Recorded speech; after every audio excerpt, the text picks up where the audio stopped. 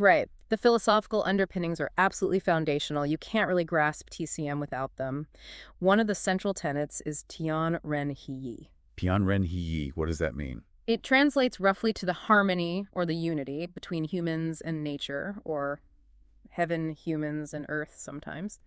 This core concept views humanity as an integral part of the natural world, Right. meaning our health and well-being are deeply interconnected with and influenced by the environment, the cosmos, the natural rhythms. So like the seasons. Exactly. A practical application is adjusting treatments and lifestyle recommendations based on the changing seasons to align with those natural cycles.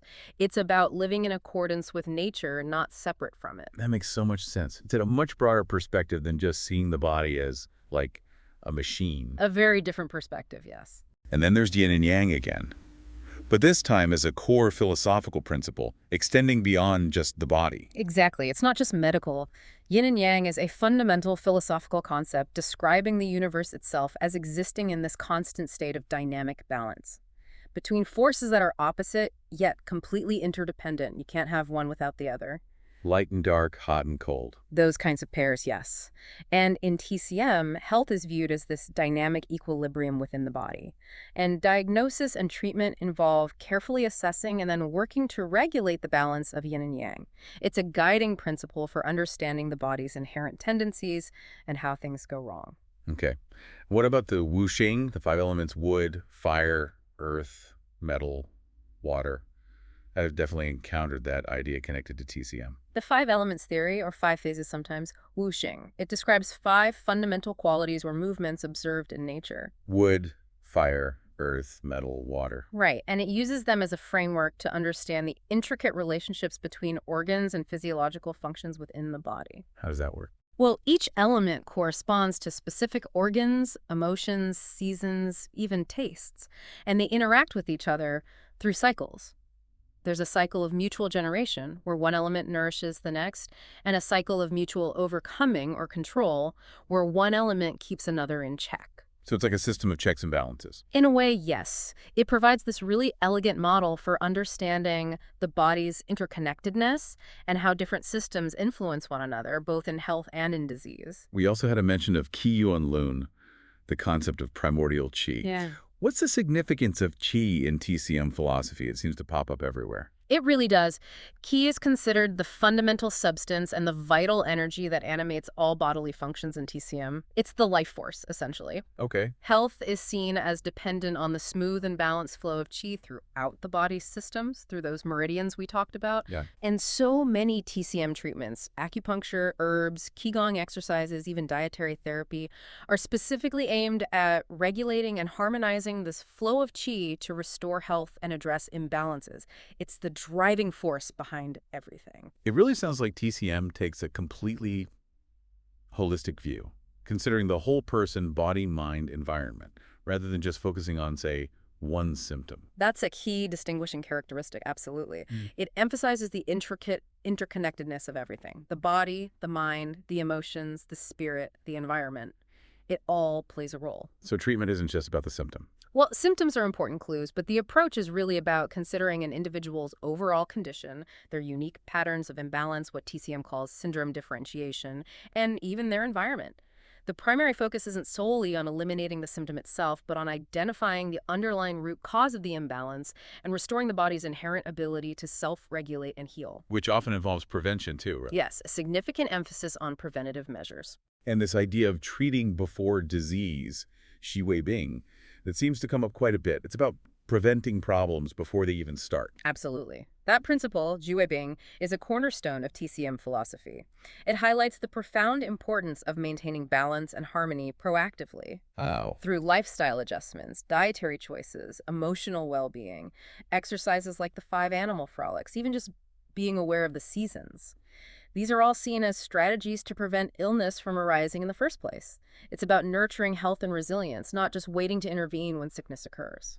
So why is this really deep integration of philosophy so fundamental to TCM? It feels different. It's not something you see woven quite so explicitly into, say, modern Western medicine in the same way. That's a great question. The deep integration stems directly from TCM's historical origins. Its development was completely intertwined with ancient Chinese culture and ways of thinking about the world, about cosmology, about nature. It grew up together, kind of. Exactly.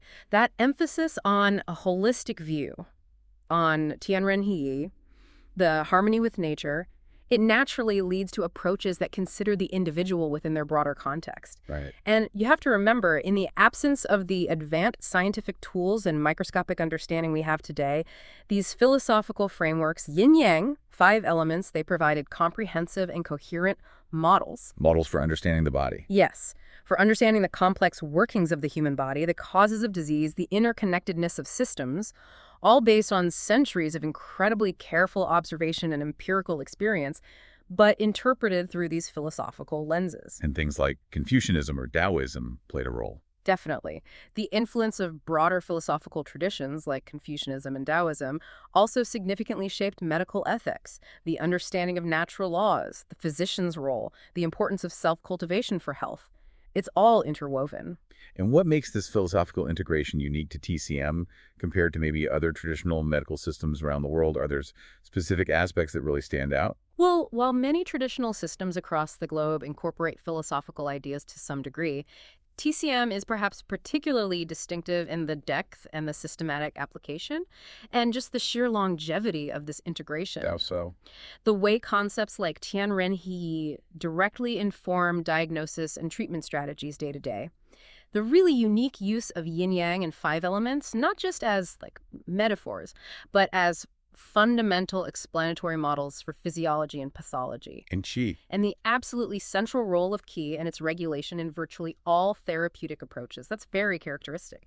This centuries-long fusion of sophisticated philosophical concepts with practical medical experience has created a truly unique theoretical and clinical framework that really sets TCM apart. Wow, okay, this has been a real journey. We started with these, seemingly simple practices like gua sha and acupuncture that are becoming more common here. Things you might see trending online. Exactly. And we've traced them back through centuries of history, connecting them to these fascinating figures, Shenong, Biancui, Huatuo, Li Shizhen, and then digging into these really profound philosophical ideas underneath it all. It gives you a whole new level of appreciation, doesn't it, for what TCM truly represents. Hopefully, by understanding these deeper origins, you gain, ideally, a much richer and more nuanced perspective on the TCM concepts you encounter. It moves beyond just seeing them as, I don't know, trendy or exotic practices, Right. and reveals the deep historical and philosophical foundations, hopefully providing those aha moments, connecting how seemingly different ideas actually fit together within this coherent framework. Yeah, absolutely. So as you think about all of this, the deep philosophical roots, this long historical evolution, it really makes you consider, how might our modern, often quite reductionist approaches to health potentially benefit from incorporating some of these broader, more interconnected perspectives? That's a huge question. Or maybe, as TCM continues to gain more global recognition, what are the significant implications of truly understanding its foundational principles versus simply adopting its individual practices piecemeal? These are really important and complex questions to think about. There are no easy answers. Definitely food for thought. Absolutely. And if this deep dive has sparked your curiosity, I would really encourage you to explore further. Delve into the fascinating stories of figures like Shenong or Bianqiu, maybe seek out some translated excerpts from the Yellow Emperor's Inner Classic, or just read more about the principles of Yin and Yang, or the 5 elements. There's clearly a lot more there. Oh, there's a vast and fascinating world of knowledge within TCM that awaits further exploration.